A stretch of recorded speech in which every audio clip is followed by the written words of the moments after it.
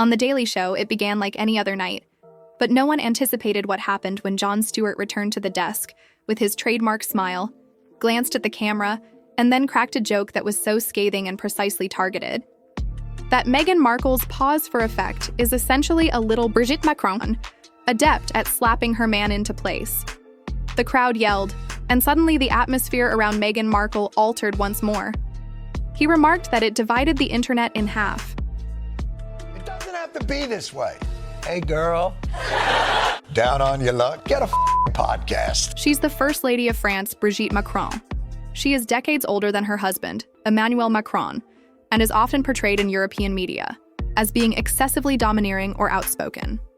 There is a notorious video of her shoving the president's hand away during a diplomatic gathering. Jon Stewart made the analogy in passing, but he built the entire segment around it, creating a vicious comedic skit that pierced every crevice in the headline for a split-second gesture.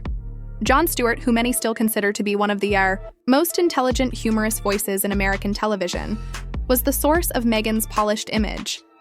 He is not known for making small dig or spreading internet rumors, so when he chooses to target Meghan Markle, it feels different because he wasn't only making fun of a famous person. Rather, he was making a statement, and when people heard it, the response was immediate on Twitter, or whatever we're calling it now, and memes started to appear.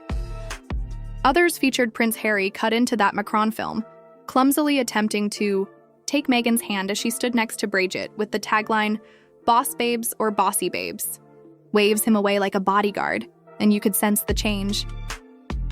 For years, Meghan had been able to keep this delicate balance between empowerment and victimhood, between royalty and rebelliousness, but Stewart's joke just threw the whole thing off balance. But sideways, based on subsequent reports, Meghan was furious behind closed doors, and the Sussex team was in a panic. It seems that she thought the part was not only cruel, but also sexist, out of date, and incredibly unjust. The problem is that most people didn't perceive it that way. Instead, they saw a skillfully written piece of satire that at last expressed what many people had been speculating about for some time: that perhaps Meghan's entire empowerment character is strange. The podcast, Confessions of a Female Founder, which was meant to highlight Meghan's intelligence and insight, ended up being Exhibit A in what detractors refer to as her brand's collapse, since it was all gloss and no substance. With his typical biting, Stewart tore it apart, joking that it was more about a foundering than it was about female founders. There were soft queries, ambiguous affirmations, and a lot of "thank you for asking," without really saying anything. The problem here isn't just the joke, it's the time. Meghan's image has been slowly declining for months due to unfulfilled deals, awkward interviews, and the howling of the crowd. And somewhere in Montecito, a PR assistant most likely quit on the spot. She was previously praised as the young outsider, challenging the ancient royalty, but now the story is falling apart, and Stewart didn't simply draw attention to that. She has that odd feeling that something isn't landing the way it used to. Put it in the public eye, but what really hurts is who said it. Jon Stewart is a liberal legend who is adored by the same people, not Megyn Kelly or Piers Morgan, who are part of the conservative outrage machine. Her people were the feminist, progressive creatives Meghan's company had worked so hard to attract, and now they're laughing at the joke that Meghan slapped her spouse into position. This was more than just a line, it was a cultural gut. Punch suggested power, emasculation, and control, and whether or not that is accurate, the fact that it reverberated so strongly suggests how the public currently views the Sussexes. Prince Harry was once the cool royal rebel. The narrative reversed what was formerly perceived as noble rebellion, and now feels like well-orchestrated mayhem, with the character now being portrayed as the man who follows his wife to red carpet, events while carrying her pocketbook and nodding along the way. Furthermore, in a media environment that is fixated on authenticity, Meghan's meticulously manicured image is beginning to feel less motivating and more draining, which is why Stewart's joke was so risky. It wasn't crazy or conspiratorial. It wasn't even mean-spirited in reality, it was simply well-observed, which is far worse since it meant he was capitalizing on a perception that Meghan Markle's public persona, this image of compassion, strength, and leadership, might be a bit too in America, satire that makes you feel that way, is frequently a turning moment in both media and culture. It's like when a public figure goes from being the voice of change to being the target of ridicule. Meghan's staff will likely attempt to deflect this. Perhaps she will make a new appearance, make a statement, or even start a new cause. But the harm is already done because, in the era of memes, people are laughing at her rather than merely criticizing her. The sting wasn't just in the joke. It was in how well it encapsulated everything that people had been observing for years, which is why Meghan's brand has always prospered. And an immediate reaction isn't something you can PR your way out of. From the meticulously staged family portraits to the natural interactions and interviews that in some ways still felt like staged monologues, every phrase, appearance, and project had layers of polish. Tactic. But the more you attempt to manipulate perception, the more quickly people begin to search for weaknesses. Stewart not only identified the weaknesses, but he also used comedy to pry them open, focusing on a female founder's confessions, and let's face it, the podcast didn't exactly assist her case. Although it was promoted as a celebration of female entrepreneurship, each episode followed the same script and ended up sounding more like an expensive TED Talk stuck in a Whole Foods aisle. The show's soft-spoken opening, abundance of affirmations, and strange refusal to be honest never touched on the unpleasant, unfiltered grind that actual founders endure. No financial dangers, no breakdowns, no hard-won victories, just hazy tales. Critics of alignment and vision weren't being mean when they said it felt phony. They were being truthful. Meghan had never really established a business. There were no problems with payroll, hiring, or product launches. Even the media brand she had truly established, which was linked to her royal title, wasn't doing very well.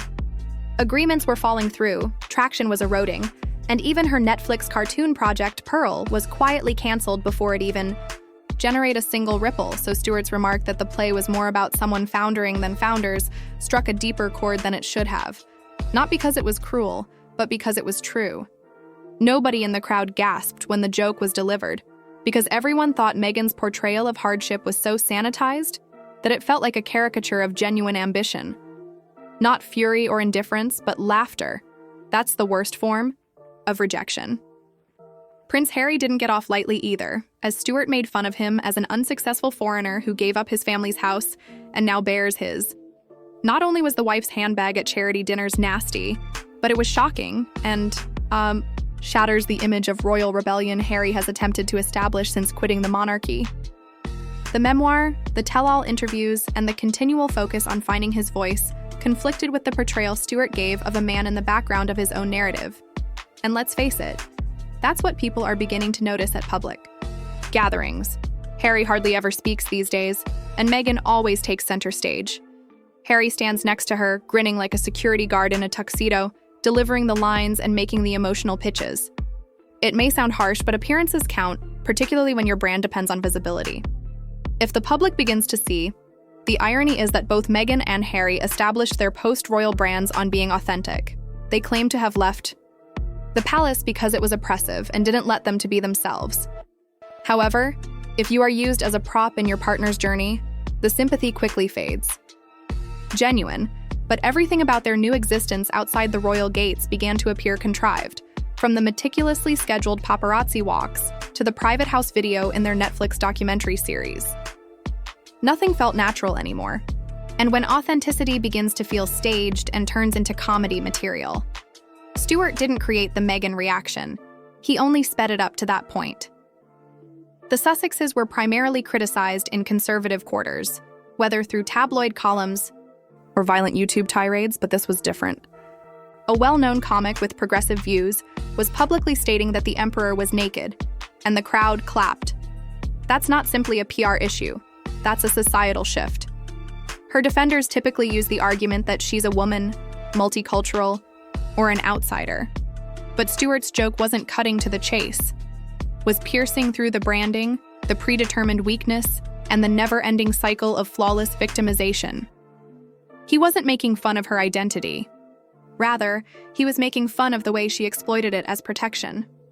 The laughter in that punchline landed because the studio was weary of being taught to respect someone who always appeared just out of reach, tired of being sold substanceless empowerment, and tired of seeing authenticity wrapped in luxury skins. People no longer feel like they know who Meghan truly is, which is why they despise her. The fact that makes matters worse is that Jon Stewart is the type of comedian who picks his targets carefully.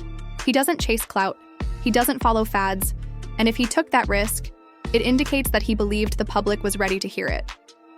That's the part that nobody wants to say aloud. But perhaps the tide has turned. Not because Meghan's brand has always been about narrative control.